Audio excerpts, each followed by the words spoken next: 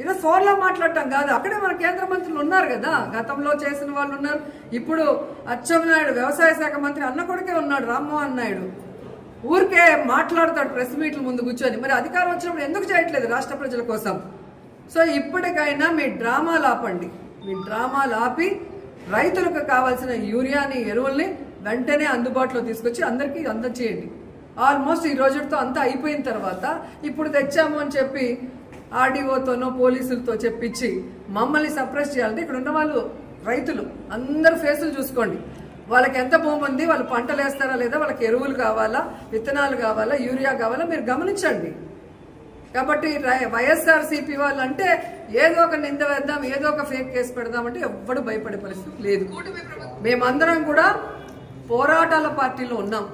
దమ్మున్న నాయకుడు జగన్మోహన్ రెడ్డి గారి నాయకత్వంలో ముందుకెళ్తున్నాం. మేము ప్రతిపక్షంలో ఉన్నప్పుడు ప్రజలకు ఏం చేస్తామని చెప్పామో అధికారంలోకి వచ్చాక అవన్నీ కూడా చేశాం. అన్ని వర్గాల వారికి, విద్యార్థులకి, మహిళలకి, రైతులకి. ఈరోజు అపోజిషన్లో ప్రజలు కష్టపడితే సహించాం. వాళ్ళ కోసం ఎంత దూరమైనా పోరాడతాం, ఎన్ని కేసులు పెట్టినా కూడా పోరాడతాం. సో అది ముందు మీరు తెలుసుకొని సమస్యని పరిష్కరించే దిశగా మీరు ఆలోచించండి. సమస్యని వెంటనే పరిష్కరించండి. లేదంటే రైతులకు అండగా మేము ఎప్పుడు పోరాడుతూనే ఉంటాం. ఈరోజు ఫోన్లో మాట్లాడటం కాదు, అక్కడే మన కేంద్ర మంత్రులు ఉన్నారు కదా, గతంలో చేసిన వాళ్ళు ఉన్నారు. ఇప్పుడు అచ్చెన్నాయుడు వ్యవసాయ శాఖ మంత్రి అన్న కొడుకే ఉన్నాడు, రామ్మోహన్ నాయుడు. ఊరికే మాట్లాడతాడు ప్రెస్ మీట్ల ముందు కూర్చొని. మరి అధికారం వచ్చినప్పుడు ఎందుకు చేయట్లేదు రాష్ట్ర ప్రజల కోసం? సో ఇప్పటికైనా మీ డ్రామాలు ఆపండి. మీ డ్రామాలు ఆపి రైతులకు కావాల్సిన యూరియాని, ఎరువుల్ని వెంటనే అందుబాటులో తీసుకొచ్చి అందరికీ అందజేయండి. ఆల్మోస్ట్ ఈ రోజుతో అంతా అయిపోయిన తర్వాత ఇప్పుడు తెచ్చాము అని చెప్పి ఆర్డీఓతోనో పోలీసులతో చెప్పించి మమ్మల్ని సప్రెస్ చేయాలంటే ఇక్కడ ఉన్న వాళ్ళు రైతులు అందరు ఫేసులు చూసుకోండి. వాళ్ళకి ఎంత భూమి ఉంది, వాళ్ళు పంటలు వేస్తారా లేదా, వాళ్ళకి ఎరువులు కావాలా, విత్తనాలు కావాలా, యూరియా కావాలా మీరు గమనించండి.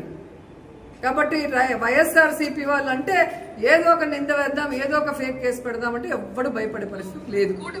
మేమందరం కూడా పోరాటాల పార్టీలో ఉన్నాం. దమ్మున్న నాయకుడు జగన్మోహన్ రెడ్డి గారి నాయకత్వంలో ముందుకెళ్తున్నాం. మేము ప్రతిపక్షంలో ఉన్నప్పుడు ప్రజలకు ఏం చేస్తామని చెప్పామో అధికారంలోకి వచ్చాక అవన్నీ కూడా చేశాం. అన్ని వర్గాల వారికి, విద్యార్థులకి, మహిళలకి, రైతులకి. ఈరోజు అపోజిషన్లో ప్రజలు కష్టపడితే సహించాం. వాళ్ళ కోసం ఎంత దూరమైనా పోరాడతాం, ఎన్ని కేసులు పెట్టినా కూడా పోరాడతాం. సో అది ముందు మీరు తెలుసుకొని సమస్యని పరిష్కరించే దిశగా మీరు ఆలోచించండి. సమస్యని వెంటనే పరిష్కరించండి. లేదంటే రైతులకు అండగా మేము ఎప్పుడు పోరాడుతూనే ఉంటాం.